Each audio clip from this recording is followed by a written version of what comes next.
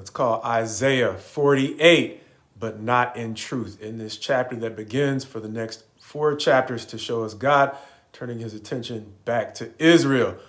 At this point, not for a good purpose, because once again, there are some things he has to address in them, things that are not necessarily all that healthy. In this chapter, with the first 2 verses, talk about the ways in which they call on his name and claim to be his people, but not in truth.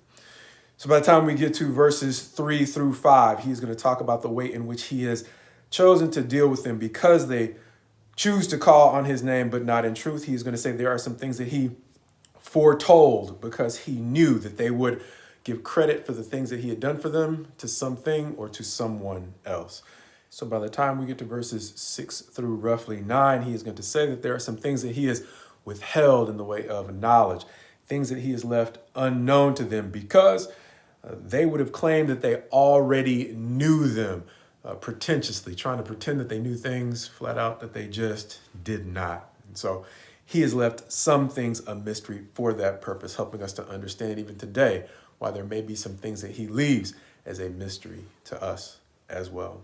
Verses 9 through 11 saying that by this time he has grown to the point where he would have cut them off, a term for basically getting rid of them, Sodom and Gomorrah style. However, his name or his brand is salvation. And in spite of what they have become, they still serve a larger purpose for the hope he is extending to the rest of the world. However, he's going to go on to caution them not to get that twisted, understanding that he is going to call them in verses 12 through the rest of the chapter to listen and understand.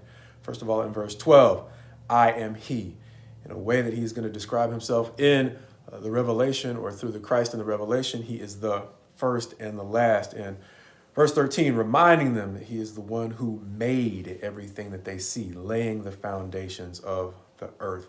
Likewise, in verse 14, he's going to call them to listen and understand that he is the one who has defended them through all their adversity and the challenges of their many enemies. Verses 15 and 16. Calling them to remember that he is the one who has been there from the beginning. He did not just pick up their defense midstream.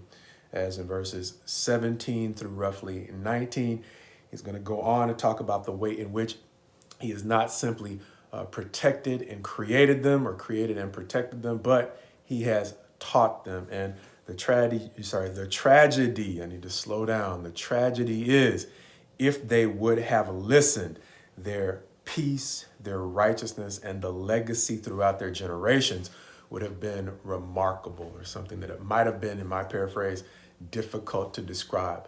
Once again, similar to the way in which he blessed them in ways that were difficult to describe in the days of Solomon, when they were the greatest kingdom on the face of the earth, the Bible seems to say. Verses 20 through 22, going on to say that in spite of all this, he is calling them to go out from Babylon, the place to which he will take them for really the dispersion or the discipline through which he will refine them and try to reestablish them as a nation that can be rooted once again in righteousness and justice. And thus, as they come out of captivity, he is going to call them to proclaim redemption, meaning God did not simply get rid of them, but he started over, trying to give them a new opportunity. However, the chapter is going to end on a sobering note, a recurring theme throughout the book of Isaiah, and likewise, I think, throughout the rest of the prophets, in verse 22, where he says, there is no peace, says the Lord, for the wicked. As we said before, seeming to remind them that even though he is promising to redeem them, that they should make sure to not get their redemption twisted.